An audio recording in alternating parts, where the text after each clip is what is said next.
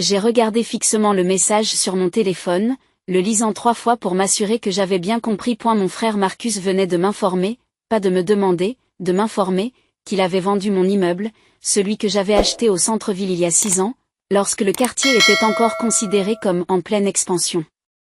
Le message m'est parvenu à 14h47, un mardi. J'étais en réunion avec la commission d'urbanisme au sujet des nouvelles propositions de zonage. Mon téléphone était en mode silencieux, mais j'ai jeté un coup d'œil vers le bas lorsqu'il s'est allumé pendant une pause dans la présentation. Vous avez vendu votre immeuble sans valeur pour 200 000 $. La famille a plus besoin d'argent que vous. Pas de question, Marc. Pas de demande de permission. Juste un constat. Comme s'il avait tous les droits de liquider ma propriété. J'ai posé le téléphone sur la table de conférence et j'ai reporté mon attention sur les cartes de zonage. Le bâtiment dont parlait Marcus, le Worthless One, était actuellement évalué à 8,5 millions de $ d'après la dernière évaluation. Il abritait 3 entreprises prospères au rez-de-chaussée, des bureaux de qualité aux étages 2 à 4 et des appartements de luxe aux 2 derniers étages. La propriété générait 142 000 $ de revenus locatifs par mois. Mais Marcus ne le savait pas. Aucun d'entre eux ne l'aurait su. Pour ma famille, j'étais Toujma. La jeune femme de 29 ans qui avait perdu sa vingtaine à travailler comme gestionnaire des immeubles de quelqu'un d'autre. Celle qui n'a jamais fait d'études de droit comme Marcus. Celle qui ne s'est pas mariée richement comme ma sœur Victoria. Celle qui vivait dans un petit appartement de 2 chambres au lieu d'une maison en banlieue. Il n'avait aucune idée que je possédais 17 propriétés à travers la ville. Que mon travail de gestionnaire immobilier consistait à gérer mon propre portefeuille depuis 4 ans. Que mon petit appartement était un pantouse dans un immeuble que je possédais sans hypothèque. J'avais appris très tôt que ma famille mesurait le succès et la visibilité.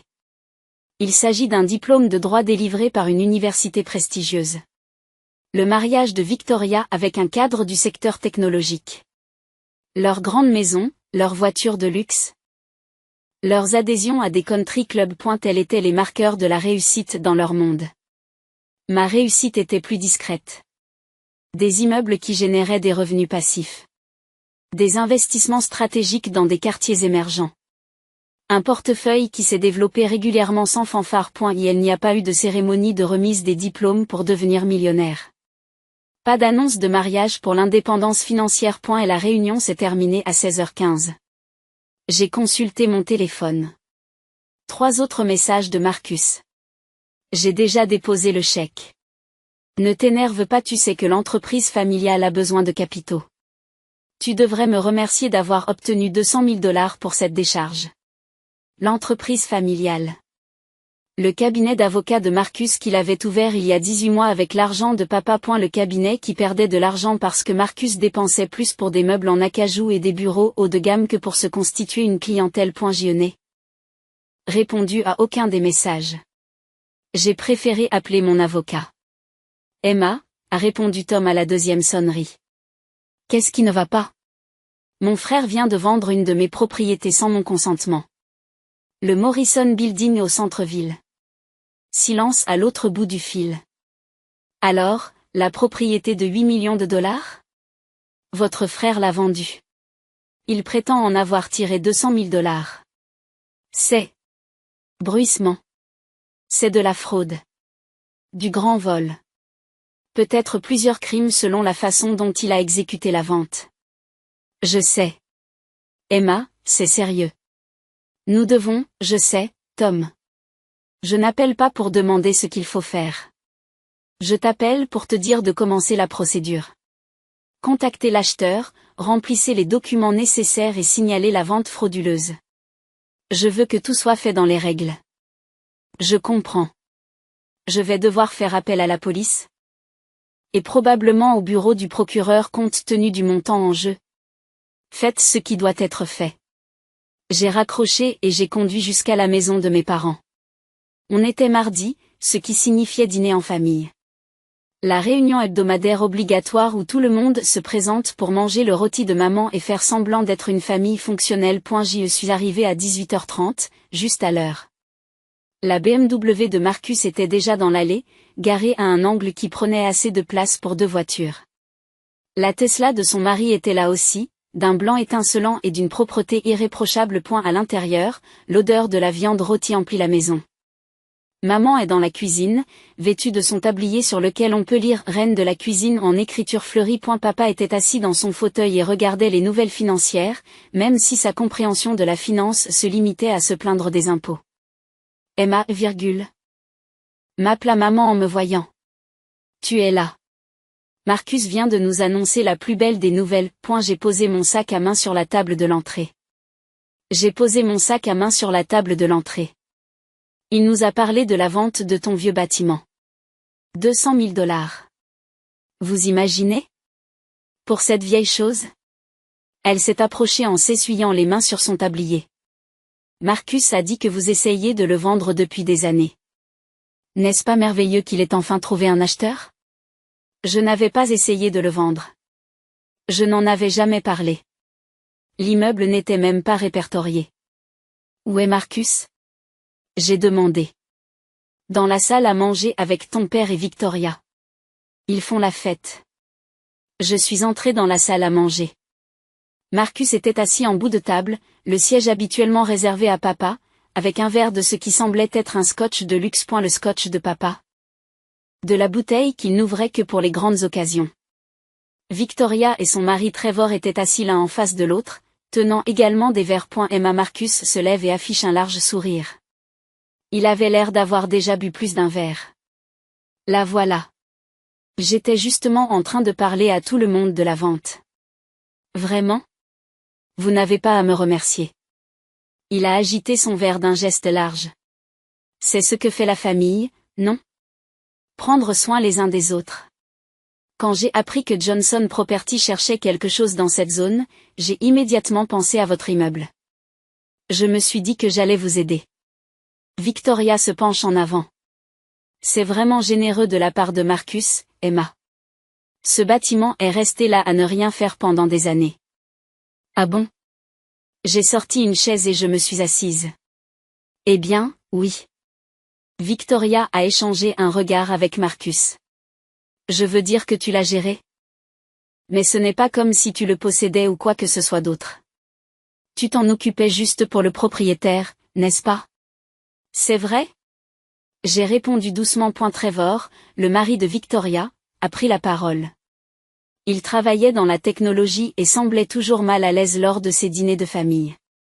En fait, je croyais qu'Emma avait dit qu'elle, l'important, interrompt Marcus, c'est que je t'ai fait faire une bonne affaire. Johnson Property voulait baisser le prix à 150 000 $, mais j'ai négocié jusqu'à 200 000 $.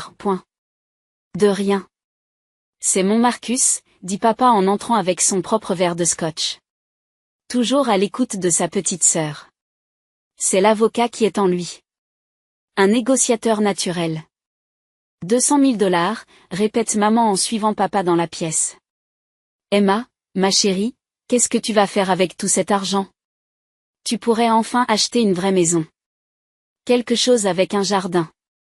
Marcus s'adosse à sa chaise. En fait, j'ai déjà déposé le chèque. La pièce devient silencieuse. Tu as fait quoi? Demande Victoria. Je l'ai déposé. Sur le compte du cabinet. Marcus a haussé les épaules. Emma sait que nous avions besoin de capital.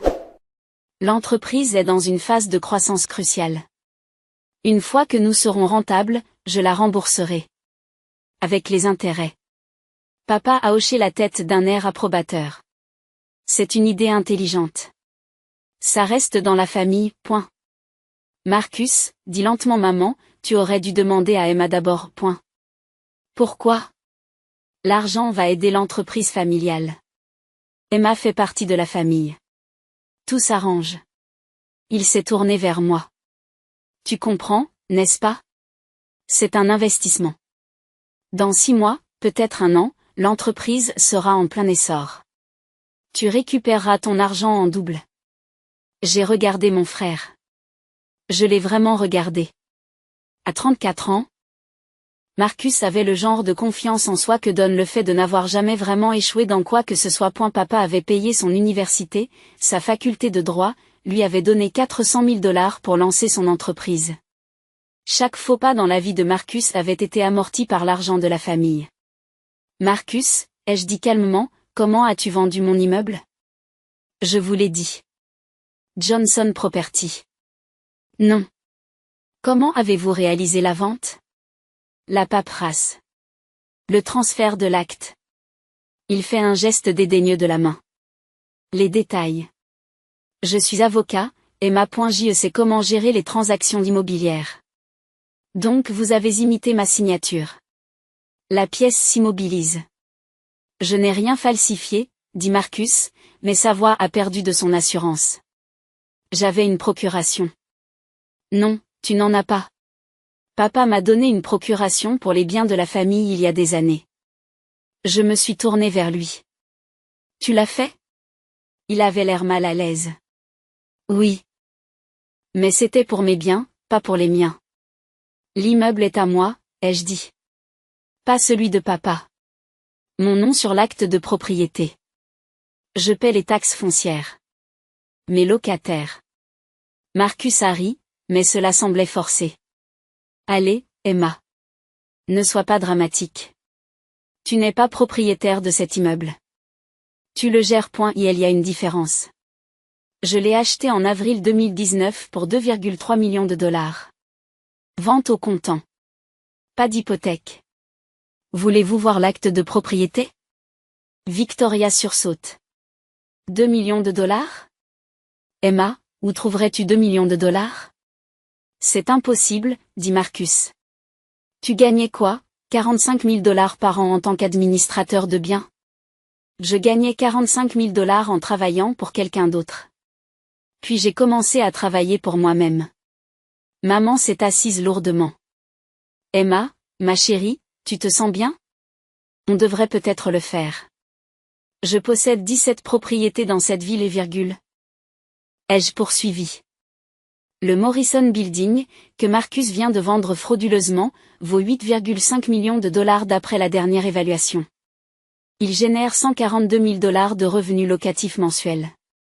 Je n'ai pas eu d'emploi traditionnel depuis 4 ans parce que je n'en ai pas besoin. Le silence qui suit est absolu. Puis Marcus se remet à rire. C'est ridicule. Si vous possédiez des propriétés valant des millions, nous le saurions. Vous le sauriez? Vous conduisez une Toyota. Une Toyota payée qui a une bonne consommation d'essence. Vous vivez dans un petit appartement. Un penthouse de 2400 pieds carrés qui m'appartient. Pas d'hypothèque. Pas de loyer. Emma, dit papa avec précaution, si c'est une blague, mon téléphone a sonné. J'ai jeté un coup d'œil à l'écran. J'ai jeté un coup d'œil à l'écran. Excusez-moi, ai-je dit en me levant. J'ai répondu en entrant dans la cuisine. Tom.Emma, nous avons un problème. Ou plutôt, ton frère en a un. La vente est passée par une société de titres appelée Quick Close Solutions. Ils sont spécialisés dans les transactions douteuses. Comment ça, douteuses? Le genre qui ne vérifie pas trop soigneusement la propriété. Mais voici ce qu'ils ont vérifié. Votre frère a présenté ce qui semblait être une procuration légitime et une copie de l'acte de propriété. Il les a falsifiés. C'est presque certain. Et la société de titres coopère avec nous maintenant. Ils sont mortifiés. Apparemment, cela va leur coûter leur licence. Ils affirment que votre frère a présenté des documents très convaincants. Est l'acheteur? Johnson Property est légitime. Il pensait acheter aux représentants du propriétaire. Il menace de poursuivre toutes les personnes impliquées. Et la société de titres, votre frère, et probablement leur propre avocat pour n'avoir rien vu venir. Les 200 000 dollars? Déjà déposés sur le compte du cabinet de votre frère ce matin. Il a dû faire vite. On peut les récupérer? Nous pouvons geler le compte. J'ai déjà contacté la banque. Mais Emma, il y a autre chose. Le compte de l'entreprise de votre frère montre un solde négatif de 47 000 dollars avant ce dépôt. Il était déjà insolvable. J'ai fermé les yeux. Il était désespéré. C'est ce que je pense.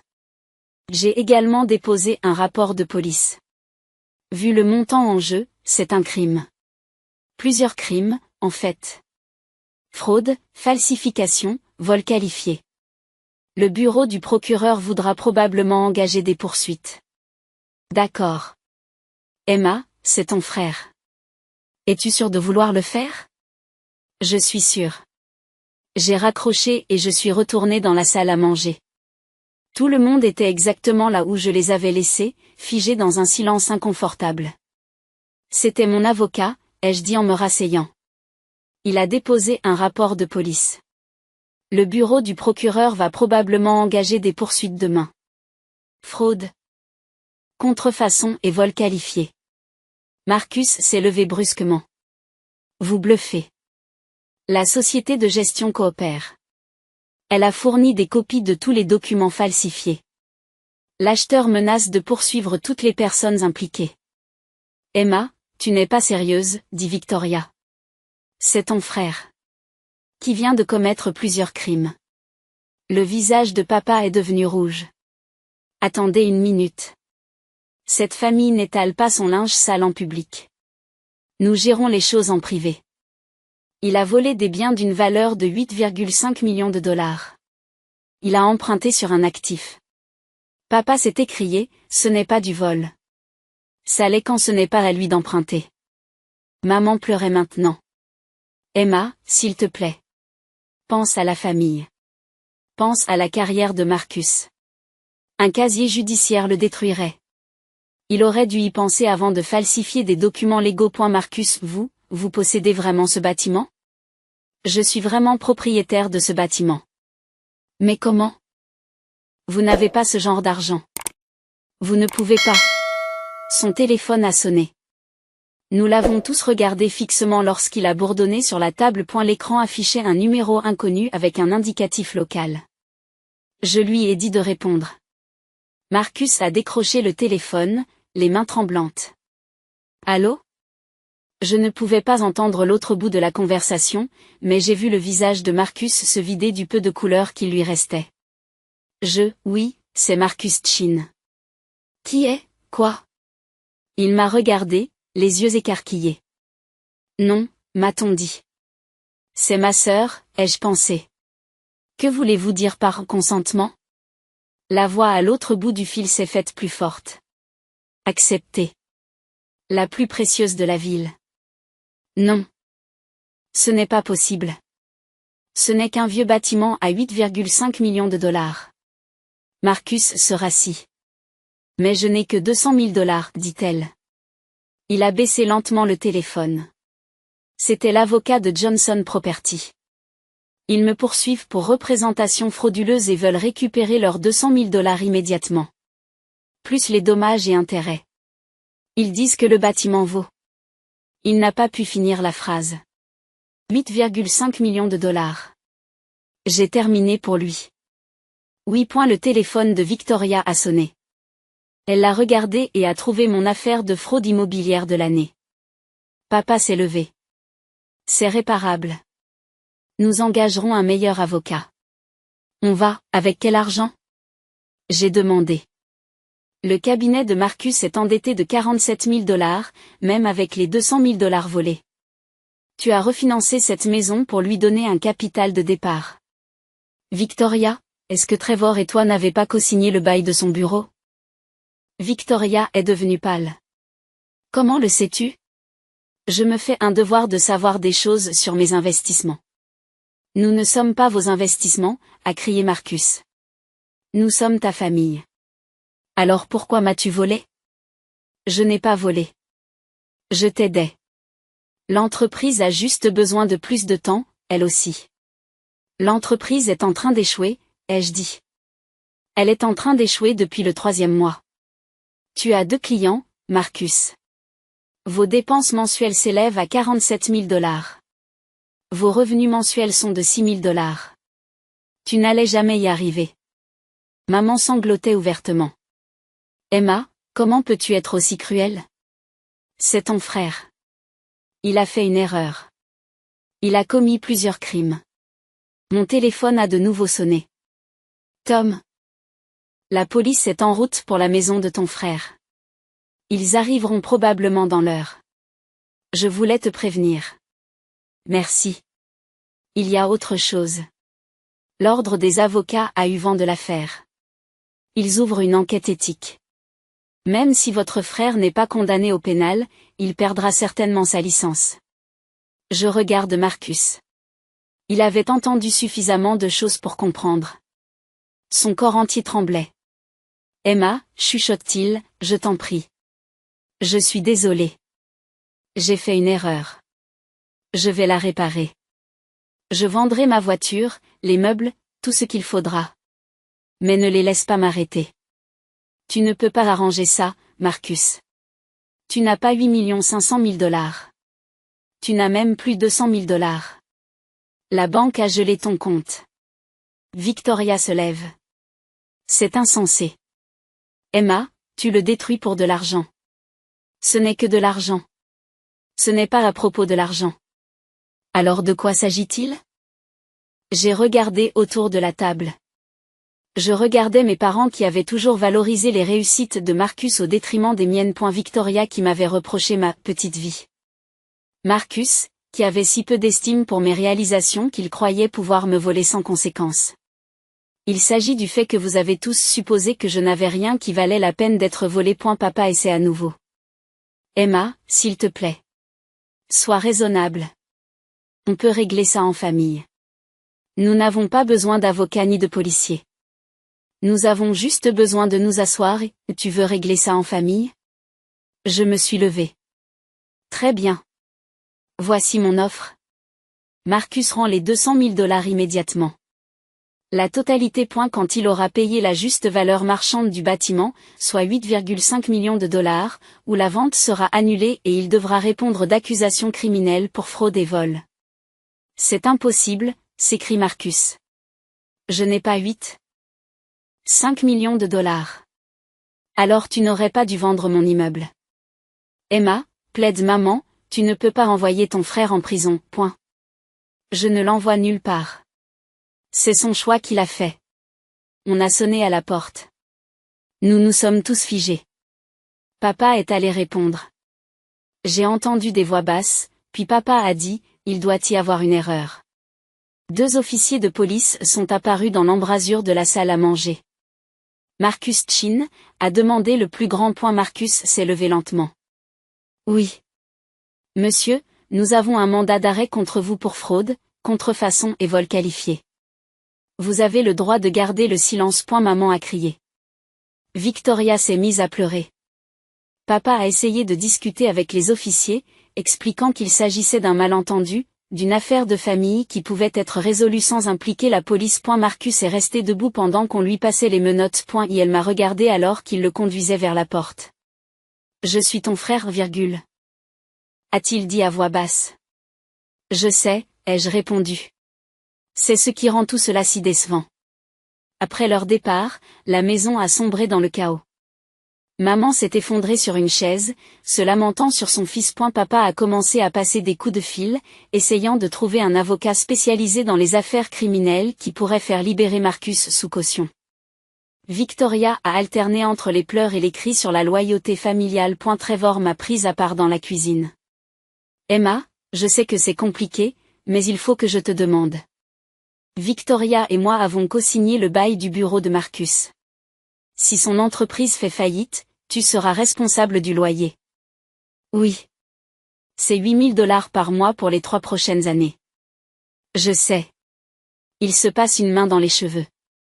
On ne peut pas se permettre ça.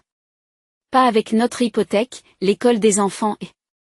Il m'a regardé attentivement. Vous possédez vraiment 17 propriétés? Oui. Et tu nous as écouté parler de nos problèmes d'argent pendant des années sans rien dire? M'aurais-tu cru si je l'avais fait? Il est resté silencieux un moment. Probablement pas. Il fait une pause. A-t-il quelque chose que tu puisses faire? À propos du bail. L'immeuble dans lequel Marcus louait son bureau. À ton avis, à qui appartient-il? Les yeux de Trevor s'écarquillent. Non. Je peux résilier son bail pour un motif valable étant donné les accusations criminelles. Vous et Victoria ne serez pas responsables. Pourquoi feriez-vous cela? Après ce que Marcus a fait. Parce que ce n'est pas toi qui m'as volé. Et parce que Victoria va avoir assez de problèmes en étant mariée à une sœur ex-détenue. Elle n'a pas besoin d'une ruine financière en plus. Son expression s'est transformée en quelque chose qui ressemble à du respect. Vous n'êtes pas ce que j'attendais. Personne ne s'attend jamais à ce que le silencieux ait le pouvoir. Plus tard dans la nuit, après avoir quitté la maison de mes parents et être retourné à mon appartement, Tom m'a appelé pour me donner des nouvelles. Marcus a payé sa caution. $100,000. Ton père a encore refinancé sa maison. Cette maison doit être hypothéquée à 3 fois sa valeur maintenant. Presque. Je vous envoie l'évaluation préliminaire des dégâts. Johnson Property réclame la valeur totale de $8,5 millions, plus les dommages et intérêts. La société de titres de propriété est menacée de faillite. Leur assurance ne couvre pas la fraude, ils sont donc personnellement responsables. L'association du barreau a agi rapidement. La licence de Marcus est suspendue en attendant l'enquête. Son cabinet. Il est mort. Ses 2 clients ont déjà engagé d'autres avocats. Le cabinet est fermé. Et voici quelque chose d'intéressant. 16 de ses créanciers ont déposé des réclamations. Son entreprise doit $340,000 à divers vendeurs, entrepreneurs et fournisseurs. Laissez-moi deviner. Il a payé les dépenses prestigieuses. Marcus n'a jamais payé les dépenses ennuyeuses. Exactement. Il doit $23,000 à sa société informatique, $8,000 à son service de conciergerie, $34,000 à son imprimerie. Tout le travail invisible qui fait fonctionner un bureau. On dirait Marcus. Encore une chose. L'histoire a fait la une des journaux nationaux. Le Wall Street Journal s'en est fait l'écho. Une fraude de type Silicon Valley s'attaque au marché immobilier du Midwest. Vous êtes mentionné comme victime, bien qu'il n'ait pas utilisé votre nom. Génial.ma, votre frère est ruiné. Sa carrière est terminée. Sa réputation est détruite. Il va probablement faire de la prison. Tu es d'accord avec ça? J'ai regardé les lumières de la ville par la fenêtre de mon appartement. Je regardais la ligne d'horizon qui comprenait 4 immeubles dont j'étais le propriétaire. La vie que j'avais construite tranquillement. Méthodiquement, sans l'aide ni l'approbation de personne. Je n'en suis pas heureux, ai-je dit. Mais oui, je suis d'accord avec ça. Il n'a pas seulement volé de l'argent, Tom. Il a volé parce qu'il croyait sincèrement que je méritais d'être volé. Que je n'avais aucune valeur. Que j'étais trop insignifiante pour avoir de l'importance. Et maintenant, tout le monde le sait. Le lendemain matin, mon téléphone a commencé à sonner à 6h47. Je l'ai laissé sur la messagerie vocale pendant que je préparais mon café. Lorsque j'ai fini ma première tasse, j'avais 8 messages vocaux et 14 messages textes. Tous provenaient de membres de la famille dont je n'avais pas eu de nouvelles depuis des années. Des parents, des tantes, des oncles, tous soudain très intéressés par mes nouvelles, tous posant des questions sur la terrible situation avec Marcus, tous contournant soigneusement la question qu'ils voulaient vraiment poser. Est-ce que je valais vraiment $8,5 millions? Le seul message auquel j'ai répondu était celui de Victoria. Suis-je désolé? Pour tout. Pour avoir supposé. Pour avoir jugé. Pour ne pas t'avoir défendu quand j'aurais dû le faire. Je sais que ça n'arrange rien, mais je voulais que tu le saches. Merci. Ça veut dire quelque chose. 3 semaines plus tard, Marcus a plaidé coupable de fraude et de contrefaçon. Le procureur lui a proposé un marché. 5 ans de mise à l'épreuve, une restitution totale à Johnson Property et une radiation permanente du barreau. L'alternative était un procès et une probable peine de prison. Elle a accepté le marché. L'audience de restitution a été fixée à 2 mois plus tard. Marcus ne pouvait pas payer. Le père ne pouvait pas payer. La maison était déjà surhypothéquée. Victoria et Trevor n'avaient rien. Propriété exigeait un paiement immédiat, faute de quoi ils réclameraient une peine de prison, malgré l'accord conclu. Et la veille de l'audience, papa m'a appelé. Est-ce que je te supplie? En tant que ton père? S'il te plaît, aide-le. L'aider comment? Payer la restitution. Tu as l'argent. Vous pourriez faire disparaître tout ça. Non. C'est votre frère. Ta famille. Comment peux-tu être aussi insensible? Il m'a volé, papa. Il a falsifié des documents. Il a commis des fraudes. Et il a fait tout ça parce qu'il pensait que je n'étais personne. Parce que vous pensiez tous que je n'étais personne. Nous n'avons jamais, vous l'avez fait. Chaque dîner de famille. Chaque fête. Chaque réunion. Marcus, l'avocat prospère. Victoria, l'épouse parfaite. Et Emma. Pauvre Emma, avec son petit boulot, vivant dans son petit appartement, n'allant nulle part. Papa était silencieux. J'ai travaillé pour ça, papa. Chaque bâtiment. Chaque investissement. Chaque dollar. Je l'ai fait seul parce qu'aucun d'entre vous ne croyait que j'en étais capable. Dès que Marcus a cru pouvoir profiter de mon travail, il l'a volé. Sans hésitation. Sans permission. Parce que dans son esprit, j'étais trop insignifiante pour avoir de l'importance. Si vous payez la restitution, il n'ira pas en prison.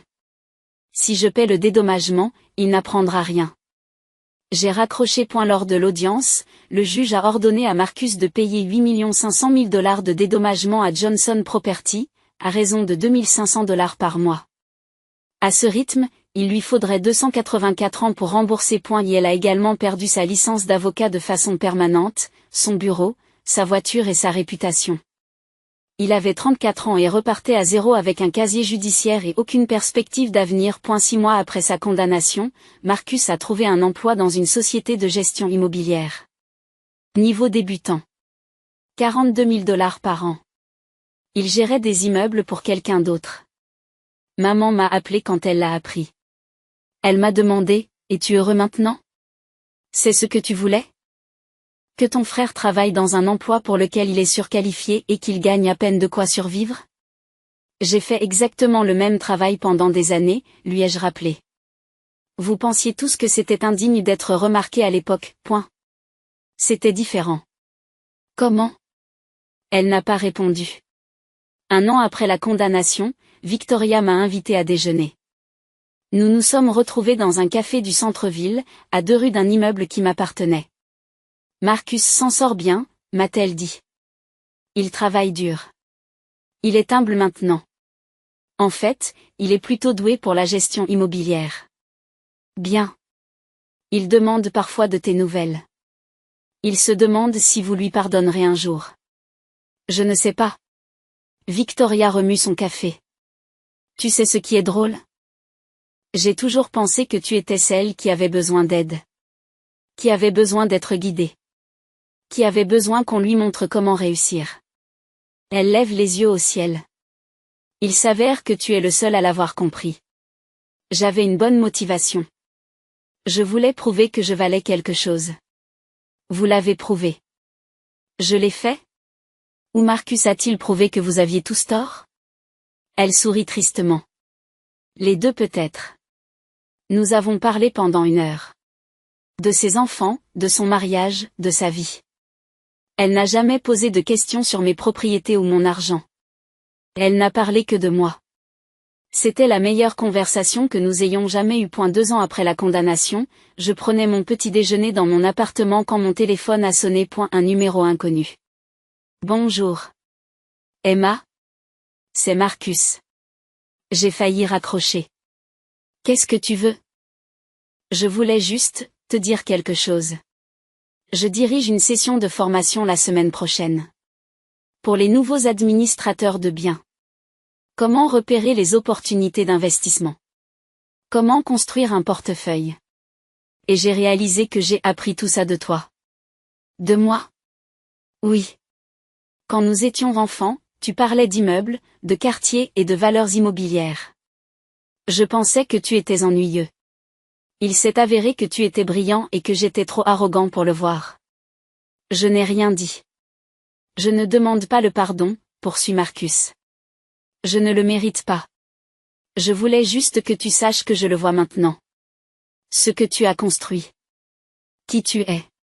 Et je suis désolé de ne pas l'avoir vu plus tôt. Je suis désolé d'avoir dû tout perdre pour apprendre ce que tu as essayé de m'enseigner gratuitement. Marcus. C'est tout. C'est tout ce que je voulais dire. Prends soin de toi. Emma. Il a raccroché. Je suis restée assise un long moment à regarder la ville. Les immeubles que je possédais. La vie que j'avais bâtie en travaillant dur et en faisant des choix judicieux. Et ma famille pensait que j'étais pauvre parce que je ne faisais pas étalage de ma richesse. Ils pensaient que j'étais insignifiante parce que je ne demandais pas d'attention.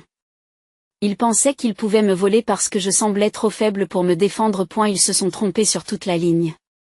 Et maintenant, ils savaient enfin.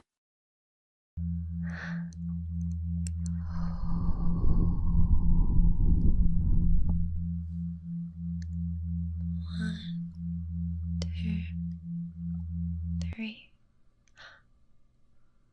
And now you can feel your brain going mushy. You can instantly feel the effects, right?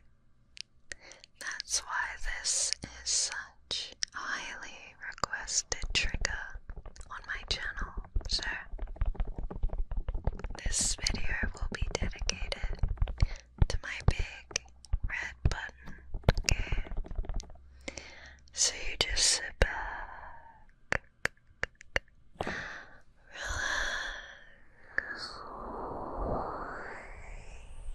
and let me just turn it back on for you. Ready? Now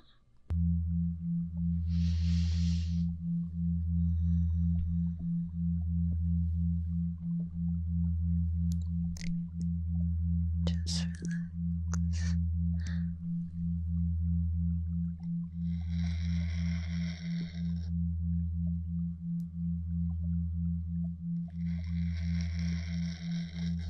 This is also really good for when you have a headache. Come back to this video if you have a headache. I promise it'll help.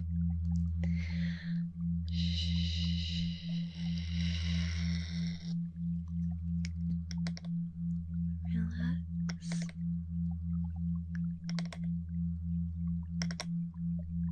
Relax.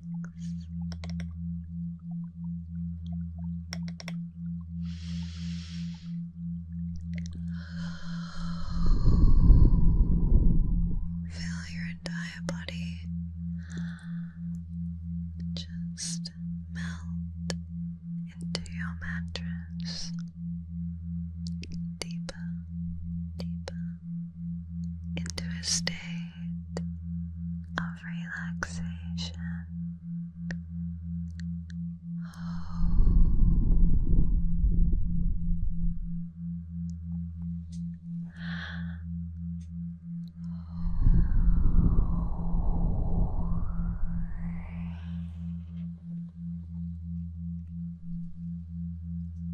One, two, three. Turning it off really is like a stark contrast, and it can be really tingly. Dun, dun, dun, dun. Are you ready for more? Yeah.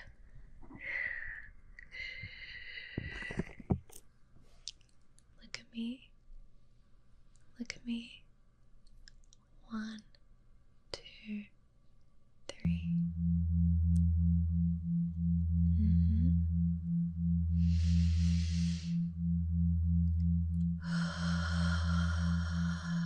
Relax.